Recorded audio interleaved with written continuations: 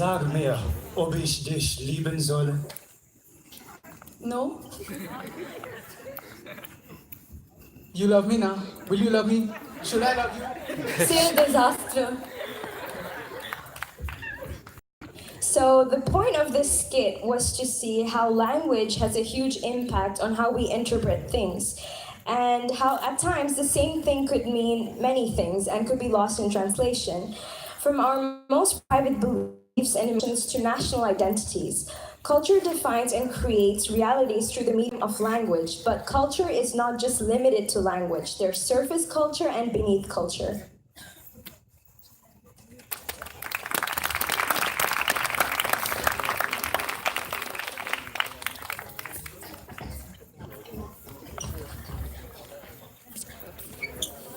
All right, thank you.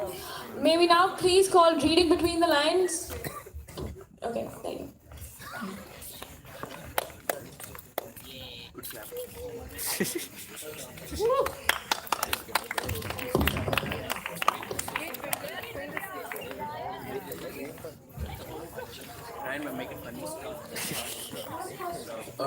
So what's up, everyone? We're the group Reading Between the Lines, and our culture is essentially centered around the acceptance of a human being regardless of his or her sexual orientation. And in order to portray our ideals, we came up with an anthem or a pledge. So enjoy. Okay, so I'm gonna be reciting the anthem, and if you believe in acceptance of all like sexual genders, then please recite after me. We accept all LGBTQ. Openness and gender sexuality, that's what you wanna do. Blurring the lines, removing the labels. We are gonna go ahead and turn the tables. Your choices are yours to make. This oath is one you should take.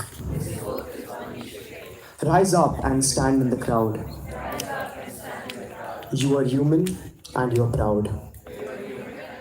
Thank you.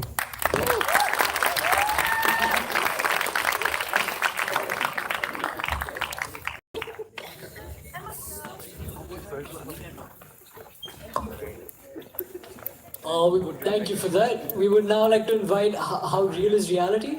Yeah, yeah.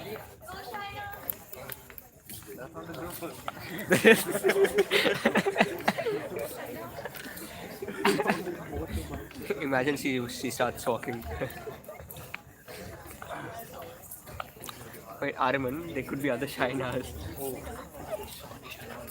A very good evening, everyone. We are the group How Real is Reality, and through this performance, we plan to amalgamate a multitude of nationalities and cultures present throughout the world in order to truly understand and appreciate their diversity and respect them even further. So please enjoy. 喂，你好，朋友，很多时间了，你没有来了，为什么？80分钟了。喂，คุยแค่จริงจองท้องทิ้งคนแรก Oh my god, these Indians are so loud and artificial. It's like so aggressive they are. I know. Yeah, so...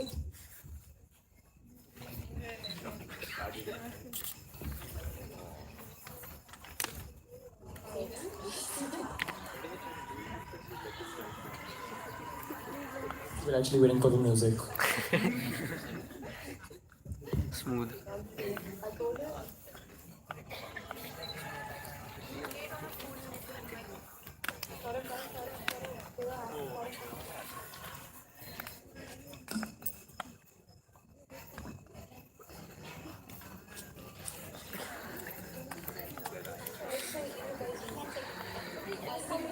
Okay.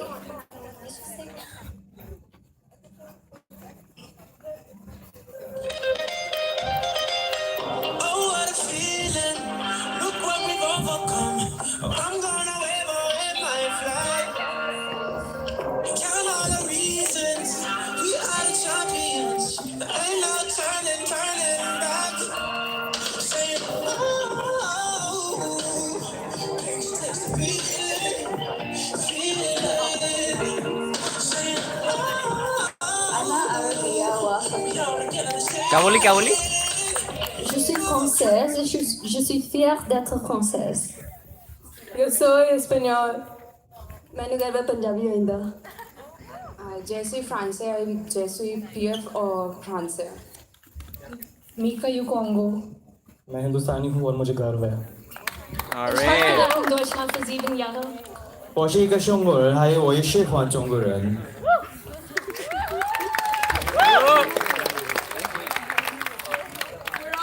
Culture is diversity.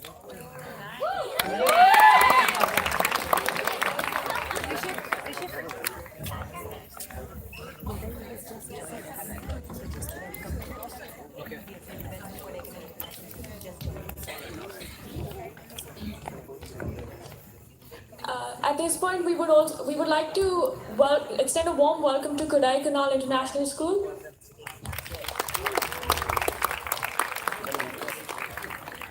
Last and certainly not the least, we would like to invite to be or not to be ethical to perform.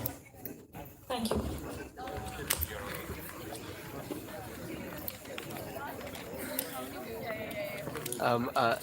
शून्य Arvind, because if it's 0 viewers, yeah. But then 2 likes. It went to 11. I don't know how.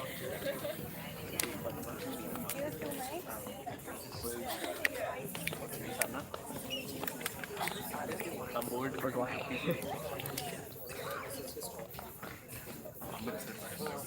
Absolutely, yeah. Hello everyone. Our group name is To Be or Not To Be, and we're going to show our representation of culture through a small classroom discussion. Hello students. Today's classroom discussion is going to be about how, let's imagine a scenario where the internet is used throughout the world and everyone has access to it. How would it change how you view culture? Will it change your definition of culture? How would it affect language, your identity? What are your thoughts on it? By the way, before we begin, we have a new student. Would you like to introduce yourself? Hi, my name is Y and I'm from Tazaland. Wow, it's weird. What kind of clothes are you wearing? In my culture, my sleeveless top and high-waisted jeans are considered perfectly fine. Apart from my clothes, can we talk about the implementation of certain social media in culture? In my land, the usage of Tinder, certain individuals use it to choose who they want to marry in the future. Well, in my culture, everybody is against it. In my culture, parents are allowed to choose spouses for their kids. I believe if kids choose their spouses or future partners, it would be more risky. And I just do not believe it. I'm pretty much very against it. So from this discussion, we were able to see that in this increasingly digitalized world, we also have numerous perspectives that develop. And culture is built through these different opinions and perspectives, and also the common ground between them. Thank you.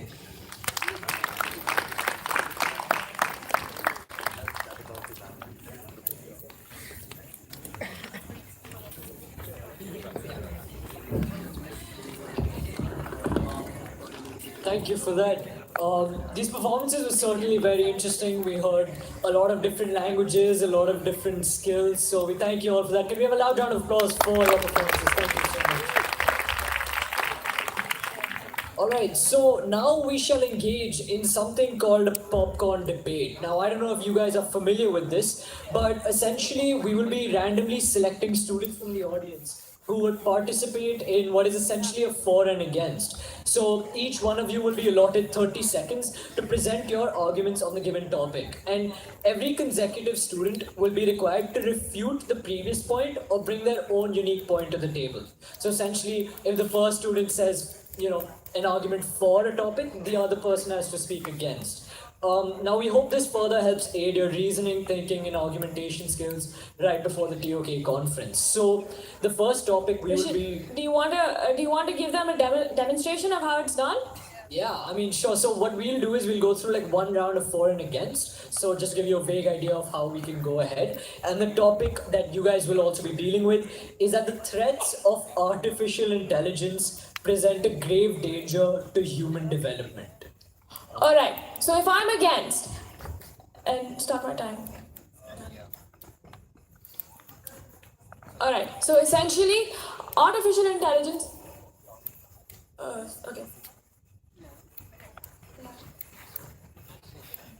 So, if my arguments are for, essentially what I want to talk about is that automation or development in technology and how it has brought about a new set, how it has brought about a new set of skills that are required by people today. Yes, we have lost jobs in certain sectors. However, today, a whole new arena of jobs, a whole new arena of knowledge that has opened up.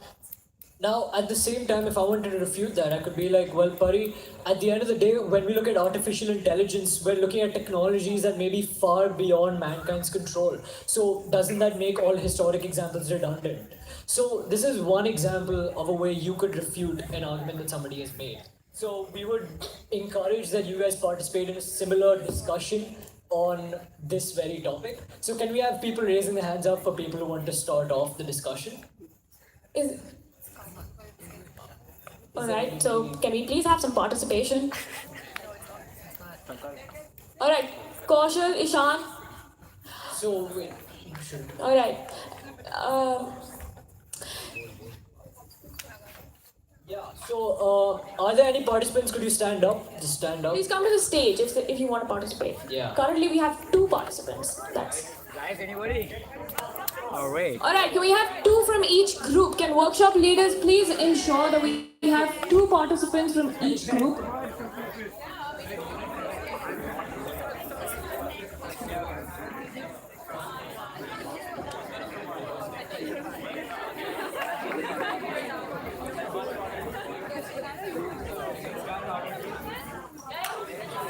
At least 2 participants, so there can be more than 2.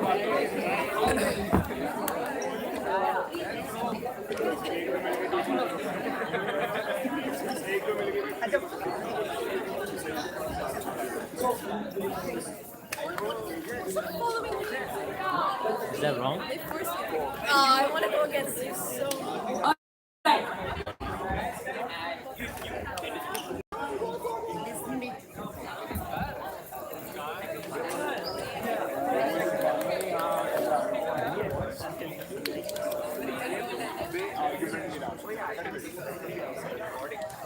Alright, while the participants are coming up on stage, I have been informed that for the first time ever in Pathways World School Aravali, this entire assembly has been live streamed.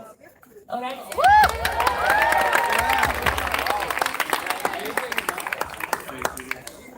And considering that we're the newest generation and we all have all sorts of social media, I would also request everybody seated here to follow us on Instagram and on Facebook. Alright, thank you. And we have a website.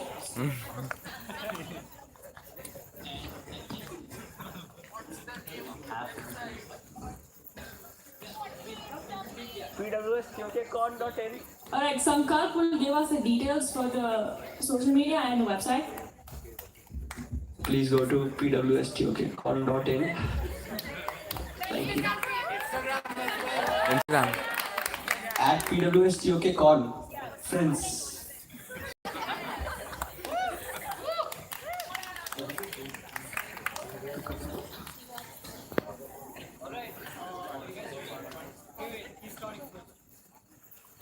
So essentially, if he's starting first, then the person that goes after him is on the opposition. So I'm for artificial intelligence, and the reason why I'm for it is because if artificial intelligence is developed to its maximum potential, it can cut out on human uncertainty in basic jobs and like tasks of our daily lives. The chances of human mistakes or errors.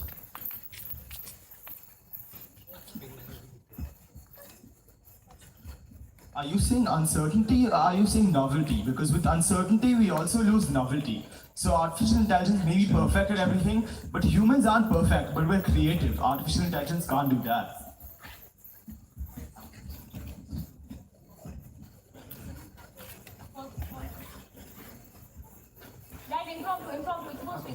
So I'm for artificial intelligence. Why I feel that artificial intelligence is really important is because, for example, Siri is one of the artificial intelligence, and these days it's really difficult to know every single thing or have knowledge on everything. Therefore, I think apps like, artificial intelligence like Siri or even basic features in Facebook to remind you of others' birthdays help you in our daily lives, because we can't keep knowledge in our mind but in our phones, and we could be knowledgeable about anything through artificial intelligence. To actually counter both your points, first of all, your point about basic jobs. Let's say there's unemployment in basic jobs. So what do those people do then? They don't have any jobs left. How do they earn? And if they don't earn, how can they earn their living and their basic needs? So actually, they need those jobs for their basic needs. And to your point about Siri and everything, yes, they do help us. But how keep up to play Sudoku and everything, but now as he's saying, automation and Siri helping us in doing everything, so how can we really keep our mind active and doing work? So thank you.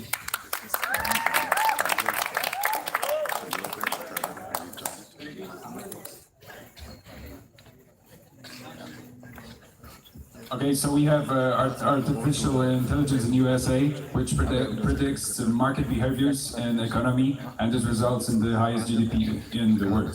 So I'm for it.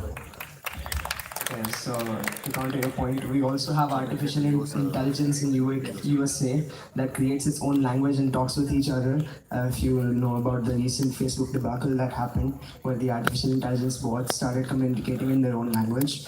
This makes us think about the possibilities of movies like Terminator Genesis coming to real life, and the superhuman AI intelligence like destroying and like leading to human extinction. So to counter that point, because humans are creating artificial intelligence, we could create it to an extent which can be controlled. So if you have seen the robot movie, it had devastating effects because people are not able to control it. But we as humans, being the smarter race, we can control it to a certain extent that artificial intelligence is helpful for our lives, but not to a certain extent that it controls our lives. How is it certain that artificial intelligence will be controlled if everyone is artificially intelligized? Is modified to be more intelligent than humans can actually handle. If you take the example of, say, Frankenstein, where he creates a monster that he himself cannot control that goes around killing his entire family. So it really... To counter the point which you just made, so artificial intelligence can be modeled to represent human behavior. And although human behavior to sorts, not fully, but to a certain extent, as in the artificial intelligence can model human fundamentals to such an extent that we might be able to impose free will on them and set parameters for them which can be controlled. I would like to say that artificial intelligence undermines human authority. I mean, for example, if you even look at things like VAR or the Facebook thing that, the machine that invented its own language, I mean, we can't be certain that we can control such things. A, and B, yeah, it undermines. You said that artificial intelligence undermines human authority, but actually if you see, artificial intelligence and humans are both integrated in a way such that the world is developing because of their integration. I can just give you one quick example of healthcare. Bioinformatics is a field of biology which uses artificial intelligence, neural networks and big data to essentially use machine learning to create algorithms that help cure diseases like cancer globally. How can you say that artificial intelligence will undermine human authority if humans themselves are using it to develop themselves, to heal themselves? I mean, industries have certain machines. If you ever be to like a shop floor of an industry, they never use automated machines to for things which are work sensitive. For example, they're inventing a new prototype. They never use machines which have preset data and things. It's always done manually, the machines. Okay, wait, just a second. So when 20 seconds have happened, then I'll just tap on the mic once. You guys know that like you guys have to wrap up, and just don't pass the mics within you. Maybe give it to Pari so she can like give it to the next speaker. Okay, so I wanted to add something that's not really yes or no, but rather it's a new perspective. Earlier this year at the St. Petersburg conference in Russia, Dr. Michio Kaku was talking about this very topic, and he mentioned something that I think is really important. All technology is a double-edged sword. It's not really about the technology itself being good or bad, it's about how it's used. So rather than curbing the technology, we should curb the humans and the way that we use it and how we educate people about its usage. So, talking about technology being used as good and bad, may I remind you that Liberia, a small country on the western coast of Africa, was hit by an 800 gigabits per second cyber attack, which completely ruined the country and knocked it off the grid. This example of Liberia, which I'm just stating, is an example where a small nation's vulnerability has been exploited and the national territorial integrity and sovereignty has been exploited. But at the same time, artificial intelligence could also save us, like the invention of satellites, and also the scientists are creating earthquake detectors. In such situation, these artificial intelligence have saved us from knowing when a natural disaster is about to occur, and we can evacuate ourselves. So, in the case of USA, the efficient artificial intelligence system help us keep millions of lives being saved from such natural disasters. Alright, wait. So, sorry to interrupt now, we're probably going to move on to the next topic. So, are there any enthusiasts who'd like to join in? Or are any of you tired that would like to sit back down? Brilliant. Alright. Anybody else that wants to join? Do you want to hear the next topic and then decide? Yeah, so the next topic is that countries shouldn't exist. Alright, so the idea of having a country is flawed. That is basically what you would debate. Do we have any participants? Teachers, please feel free to join us as well. Teacher escorts, pathways teachers. Give me a second. Alright. I just like to repeat though, don't pass the mics within yourselves. Just give it to Pari and she'll give it.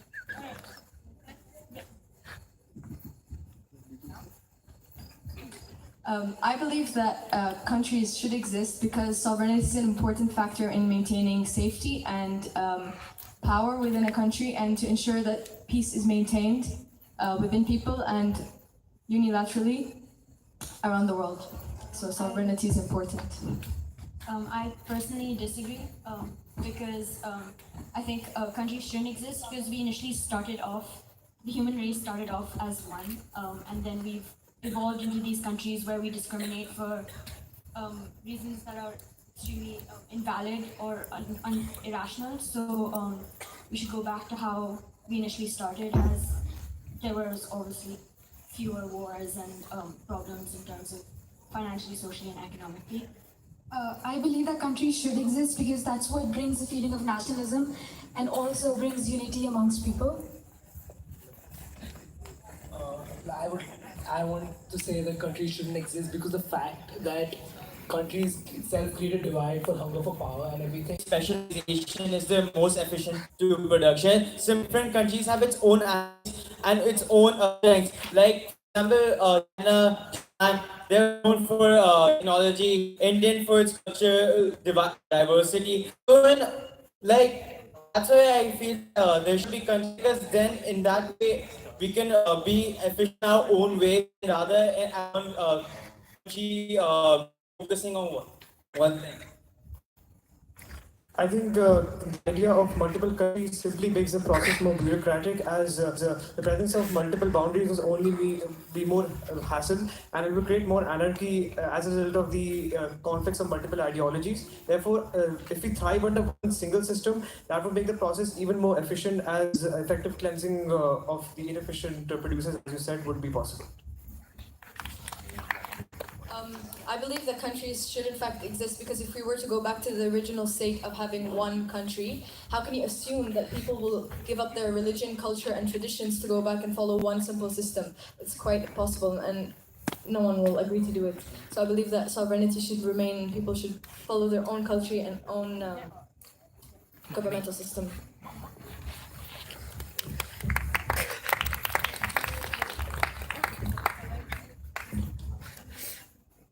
So there are like both sides to this point.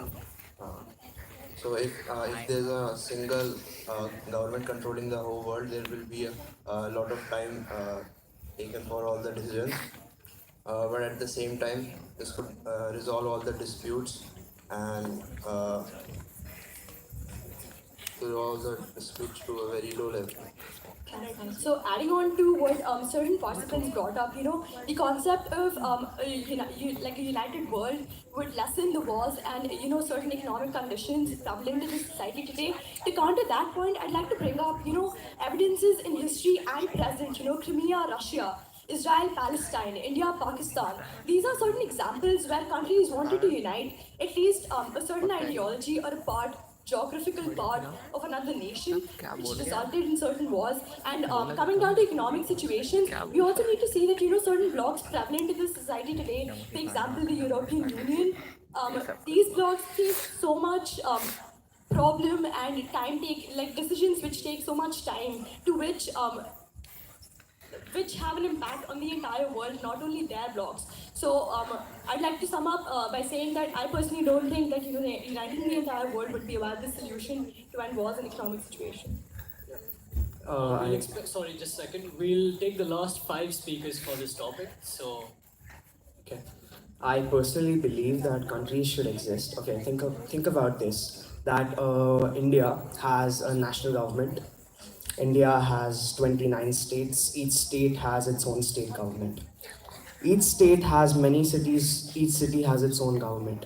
If the people thought that the national government could govern over the entire country and everything could be fine and merry and happy, then why would there be so many governments?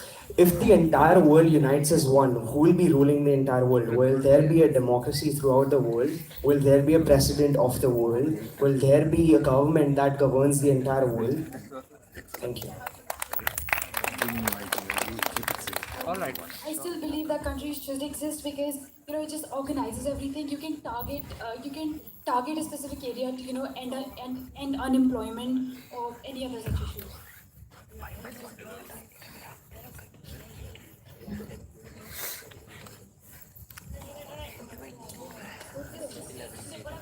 Okay, well, countries ideally shouldn't exist, in my opinion, because think about this. If the U.S. economy today is allowed to develop to the point where Donald Trump promised to make America great again. But if we do give him a chance by uniting nations. I agree that he gave a very flowery speech in the United Nations where the United Nations literally laughed against him. But if we give him a chance to perhaps prove that monopoly can be created, and for example, if he pulled out of the Paris Agreement, why? Because he thought that certain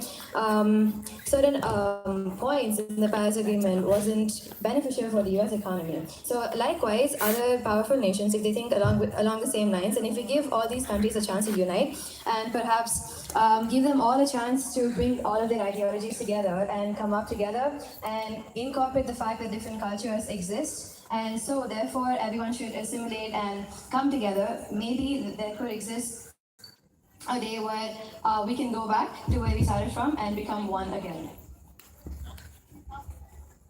Alright, so I believe countries should exist because it is really essential to human development.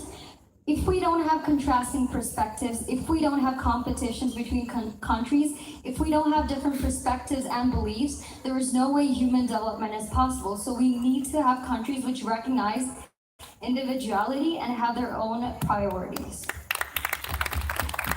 Alright. We thank you for that. You could kindly take your seats now. That was great. Can we have a round of applause? That was wonderful. Thank you so much. Alright, so we have a little bit of a modification.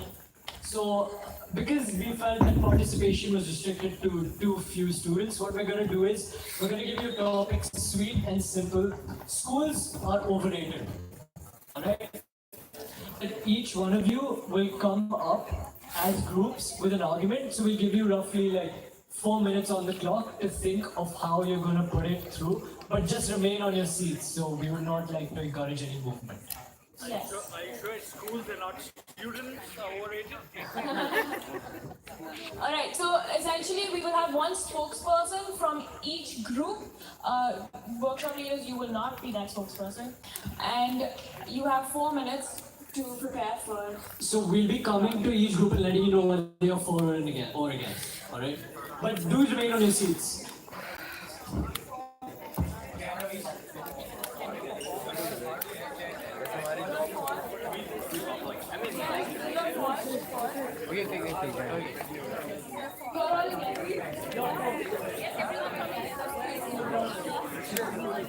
You're all Nice. For against.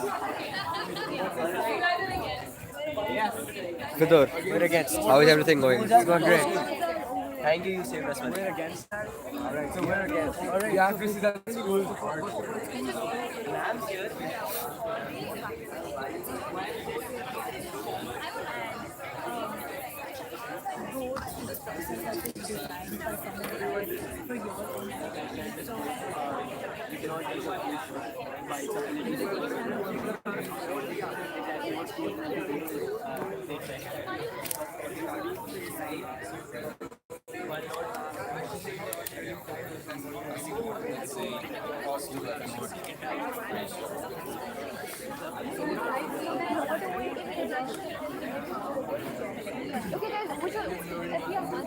Oh yeah, if you look at it from like cost efficiency,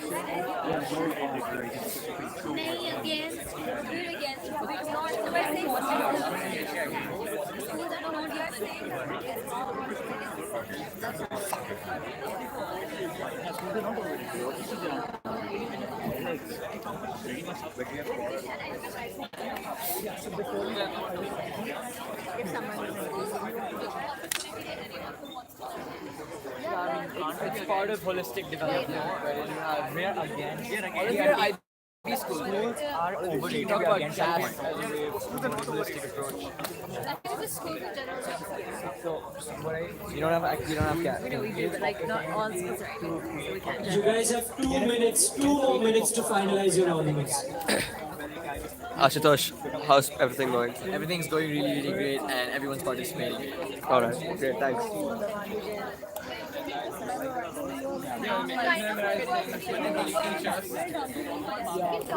How's everything, Nipun? School is overrated. School is very overrated. Well, this will sure go on the school's website because it's live. and great boundaries and great. So, for example, in our school, we have something known as the academic grouping after every summative. So, after every summative, there's a poster put on our table.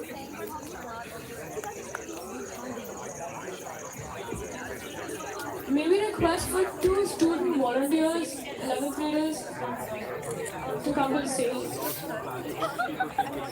All at 11th graders, all the best.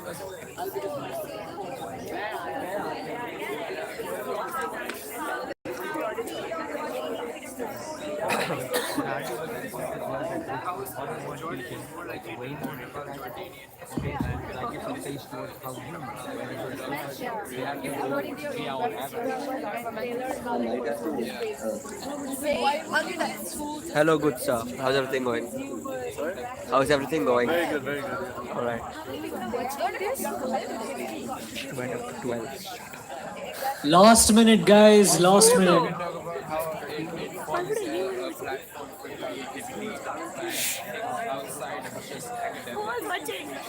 Get them to comment. Yes, there's your mom is watching. She even commented. And school will take up a lot of time also to the commuting time. Exactly. And you keep on commuting a lot of time. Okay, so what's one point that we all believe in? Right now, what we got. Alright, guys, take your seats. Take your seats. Hurry up. Workshop leaders, ensure people are taking their seats now.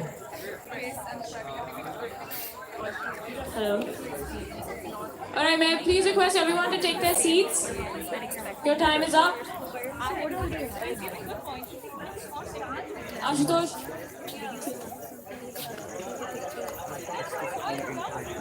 Anusha, Rhea, can your group settle down, please? Guru. Can all groups at the back please settle down?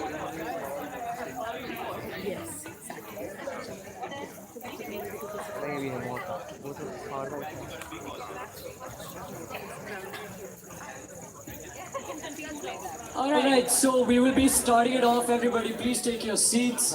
May we have the group on narcissism presenting their argument first. How's everything going, ma'am?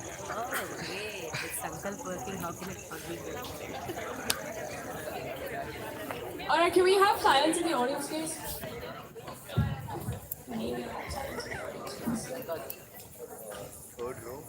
Thank you.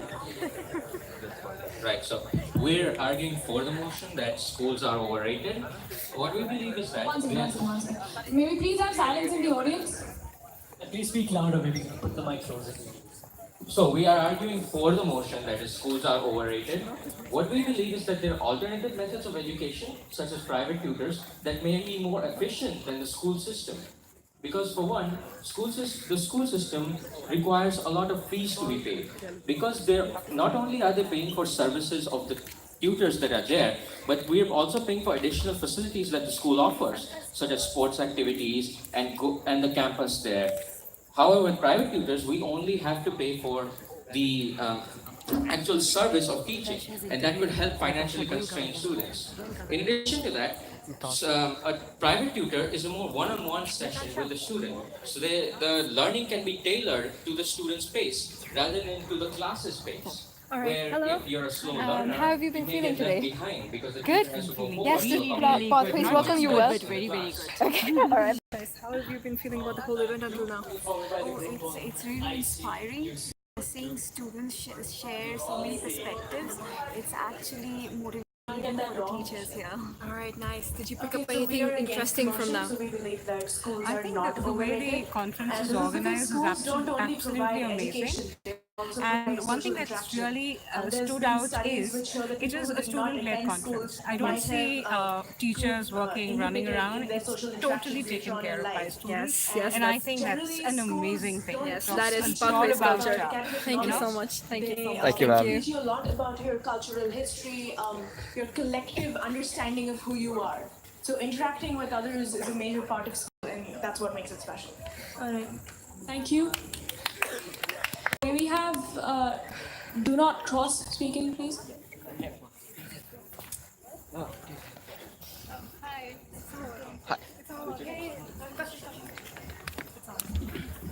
Yeah, so we guys believe that education is underrated and is not restricted to schooling and institutions because it inhibits free thoughts, actions, and make individuals conform to an authority. Also, we think that experience is a better teacher because experiences are which makes us go through struggles and we learn more. Example, our Prime Minister Modi ji, who was a teenager and now without any education and now is a Prime Minister. So we believe that his experience is something what taught him in life. So we prove that education is underrated and institutions are overrated. All right. Thank you.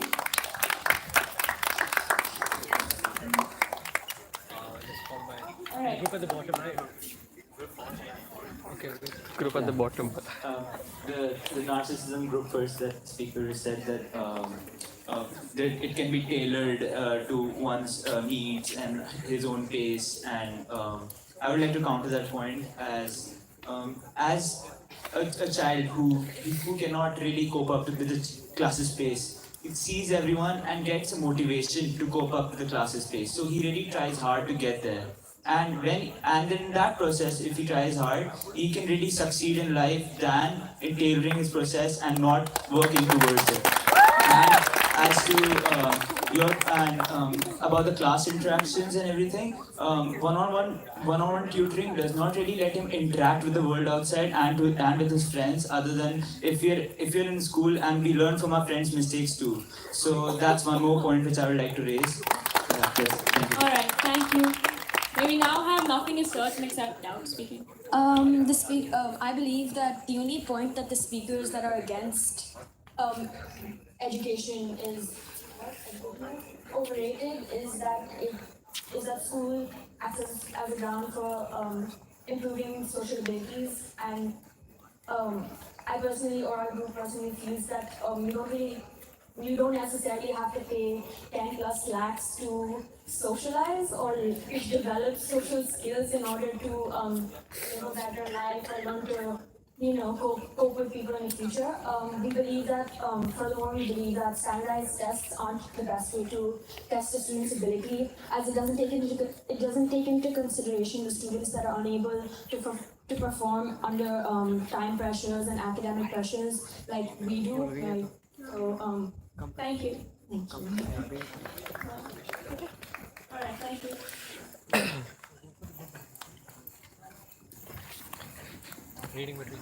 Reading between the lines, very happy speak. Thank you. Okay, so I'm going to talk about how schools are not overrated. So basically, what do we understand by overrated? When we say something is overrated, we mean that it's not worth what we're spending behind it.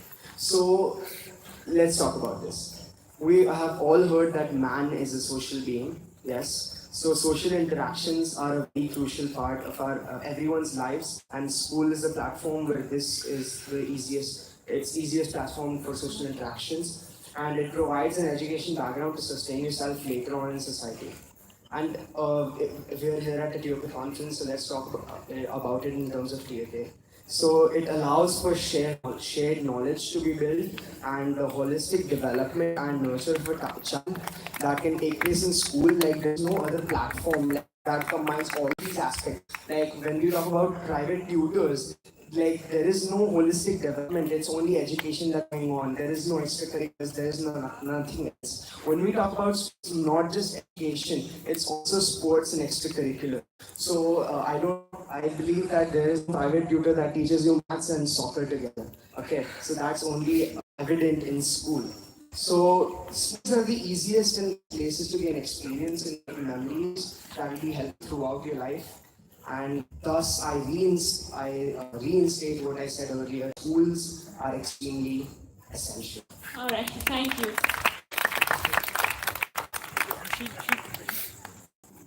All right, the next speaker.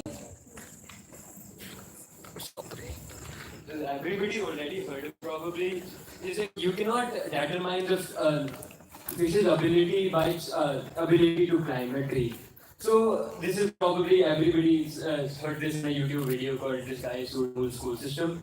So Thomas Edison himself, who we study about in school, his theory, his patents, what we study about in school, was not fit to go to school. So it's very ironical that people who actually did not go to school be studying what they made in school. The next thing, people start talking about social interactions here. People, we go to schools, we study here, we heard a lot of arguments about how on social media we actually do not have friends. Researchers have shown that we do not have friends. But as we go to a village nearby, near Keighley or Ockenpur, these students, small students, they don't actually go to school, but they have amazing social interactions. You can ask them the name of every villager in the whole village, and they can still tell you all about them. That's what social interaction actually is. This is not what we call social interaction. Thank you. Thank you. All right, next speaker. So we're against the motion that schools are overrated. Primarily, schools give us exposure to diversity and culture, which helps us develop our tolerance and our empathy. Secondly, the arguments about fees are obsolete. All of us come from different schools. We all pay different amount of fees, yet all of us are able to stand up here with confidence and present our points. It's irrelevant how much we pay. What's relevant are the values of school and structure that are imbibed in us, which allows us to do this, allows the students of the school to organize such a perfect event, and for us to come here. Thirdly,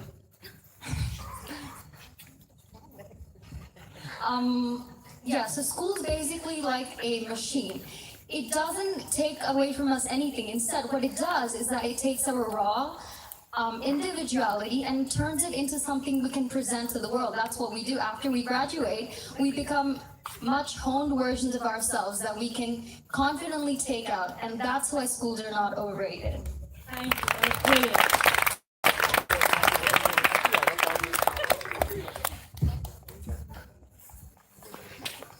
So, in order to build our argument as to why schools are overrated, I'd like to tell you about a personal experience of mine. when I just finished grade 10, me and my best friend, we started our own social initiative called Youth Alliance Summit, where we held model UN conferences for kids in municipal schools. So this was the first time I actually experienced organizing an event. I spent 12 years in school where I had never ever experienced something like this in my life before. I got the opportunity to start my own organization. I've got a chance to work with children in these municipal schools, teach them about public speaking, about research, and really make an impact in their lives. This is an opportunity I didn't get for 12 years in my life in school. And guess what? The next year, in the 11th grade, I paid 27 lakhs in fees and fought for really. I was made to submit homework assignments and do study a set syllabus. But what I don't understand is this teach me about any core values. And this is just society schools. What about schools in the rest of India? I mean, we are talking about a few hundred schools which are in the IB diploma program, which instill certain values in us, like my friend here spoke about. But what about the thousands and thousands of public schools in India? They don't have a set education system which is effectively teaching kids how to really interact in the real world. We are only restricting ourselves to certain schools, and these two don't provide us with certain experiences which will really help us grow. So essentially what I'd like to convey is the fact that at least the schools I've been to, haven't encouraged me so far to push myself beyond my boundaries. They haven't given me an opportunity to experience certain real world experiences which we really need to have to build ourselves as individuals in today's society. Alright, thank you so much. Do we have the last group speaking now? Our argument is that schools are overrated. We believe that schools kill individuality and restrict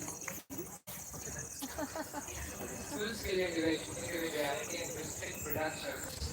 Does not allow students to connect with different principles or different subject areas and interpret their knowledge. So overall, we feel that although there are certain benefits of having a structure. Alright, so with this we come to the closing of this assembly. We thank you all for being such a wonderful and participative audience. This has been the perfect warm-up for an enthralling, engaging conference ahead.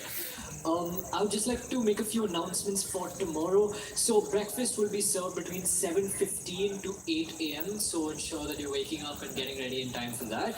And after breakfast, do move towards the auditorium in Pandi for the opening ceremony. You will be guided then as to how you can reach there. So now that that has been done, We hope you had as great a time as we did.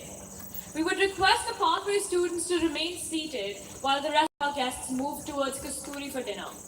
Thank you. Thank you so much. Before we do that, All right, one second. Before we do that, let's give the two MCs a loud round of applause.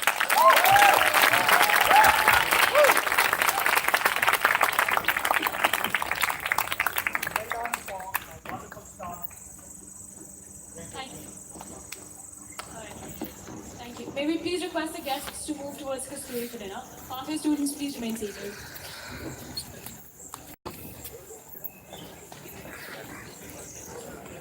Start up.